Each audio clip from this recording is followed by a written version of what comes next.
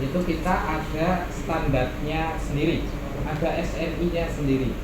Jadi bukan hanya helm yang ber-SNI, sayuran organik pun ber-SNI, beda nomor. Nah, nomornya itu di SNI 6729 tahun 2016. Di situ tentang sistem pertanian organik. Nah, di SNI itu membahas standar mulai termasuk tadi dari lahannya, konversi, proses konversi sampai ke proses pasca panen. Nah, kemudian di pasca panen itu ada proses penanganan. Nah, proses penanganan ini di pasal 4 ya. Pasal 4 di SNI, penanganan, pengangkutan, penyimpanan, pengolahan dan pengemasan.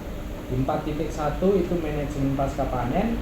Di butir C itu menegaskan bahwa fumigasi atau perlakuan untuk menghilangkan hama, untuk menghilangkan penyakit itu dengan metil bromide atau pospin itu dilarang, kecuali dengan CO2, dengan nitrogen, dan yang terakhir dengan ozon.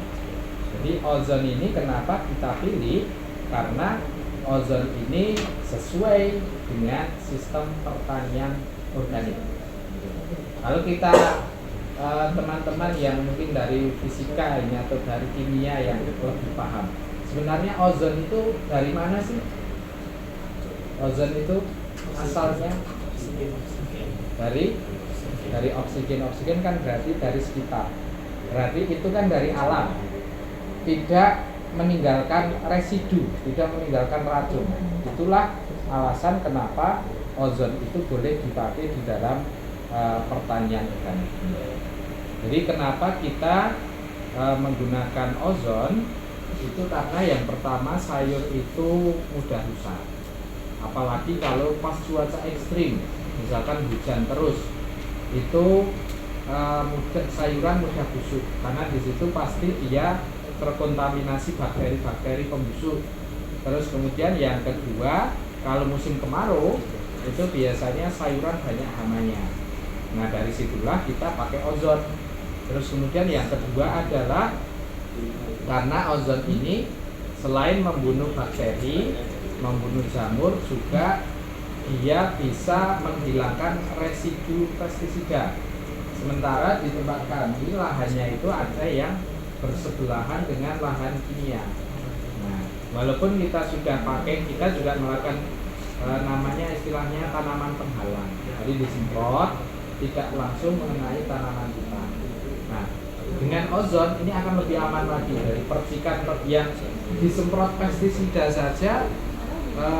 Pestisidanya bisa hilang, apalagi yang cuma kena percikan pasti hilang. Nah, itulah alasan kita pakai teknologi plasma ozon. Terus kemudian alasan yang selanjutnya adalah karena operasionalnya mudah. Kita tidak perlu isi ulang. Beda kalau oksigen kita harus beli tabung, isi ulang, nanti habis isi lagi.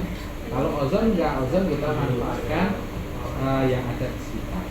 Itu yang menjadi alasan sebenarnya teknologi plasma ozon ini masih sejalan dengan pertanian organik. Walaupun teknologi di pertanian organik juga bukan dikatakan pertanian yang zaman dulu juga tidak. Kita juga memanfaatkan di situ. Kita juga punya alat namanya untuk sensor untuk mengecek pH tanah, NPK tanah itu sudah digital, sudah bisa terintegrasi di HP.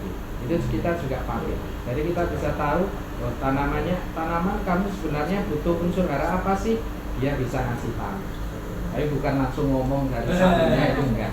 Tapi nanti dari sensornya ini kelihatan N-nya berapa, P-nya berapa, pemupukannya harus berapa. Kita juga punya alat tersebut.